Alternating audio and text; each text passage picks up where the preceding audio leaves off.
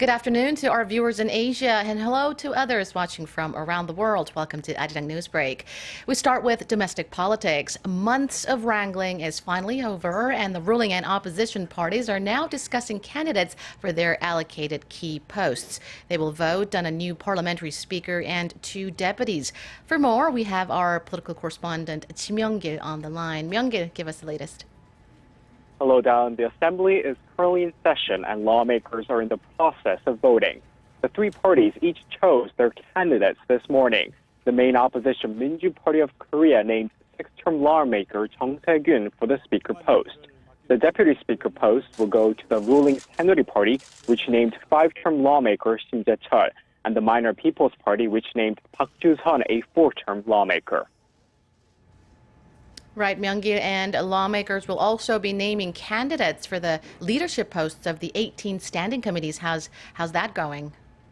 Well, Dan, the 3 parties are scheduled to vote on the chairpersons on Monday. Until then, they will have to sort out who to put up for the position. The Saenuri Party and the Minju Party will each chair 8 of the 18 committees, including the 3 most important ones, while the People's Party will chair 2. With all of the key posts nearly filled, lawmakers will hold an opening ceremony on Monday to signal the start of the 20th National Assembly. Back to you, Town. Thank you, Myung-gil, for that.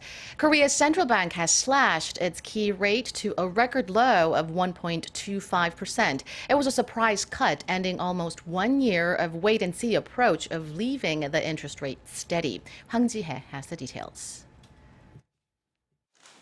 It was a bolt out of the blue that few were expecting. The Bank of Korea has decided to cut its key rate by 0.25 percentage point to an unprecedented low of 1.25%.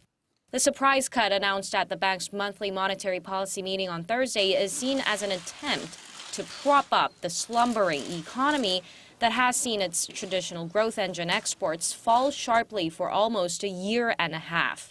Due to plunging outbound shipments, output in the mining and manufacturing sectors also dropped for a second straight month in April.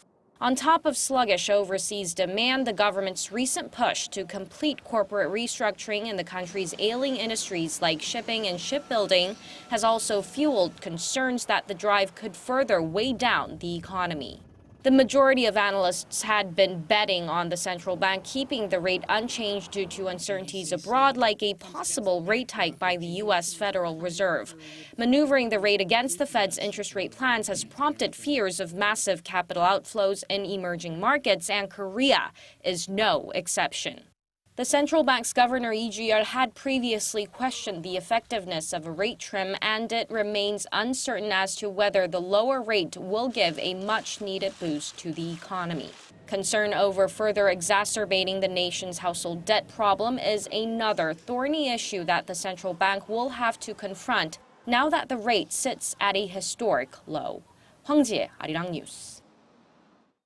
North Korea will hold a meeting of its Supreme People's Assembly on June 29th as a follow-up to its Workers' Party Congress in May. The Supreme People's Assembly is the highest branch of state power in North Korea that establishes basic principles for domestic and foreign policy. The meeting, which takes place a month after the landmark Party Congress, is expected to include additional personnel reshuffles, and officials are expected to lay out the details of North Korea's economic and nuclear development plan.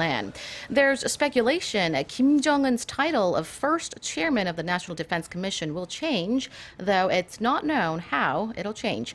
He was declared the chairman of the ruling Workers' Party of Korea during last month's Party Congress. 4 people have been killed and at least 16 injured in Tel Aviv after 2 Palestinian gunmen opened fire on a popular market complex. The attack mars the beginning of the holy month of Ramadan, now in its 3rd day. Hwang Ho-jun reports. 2 gunmen killed at least 4 people and injured several others when they opened fire on a popular open-air market complex in Tel Aviv on Wednesday night local time.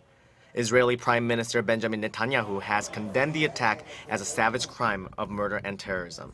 We're going to take the necessary steps to attack the attackers and to defend those who need to be defended. Officials say the shooters, both 21 years old, are from the same family in a Palestinian village in the West Bank and entered Israel illegally. They had disguised themselves by dressing as ultra-Orthodox Jews and posed as customers at a restaurant. The attackers were disarmed by security forces. One was arrested and the other was shot and has been hospitalized.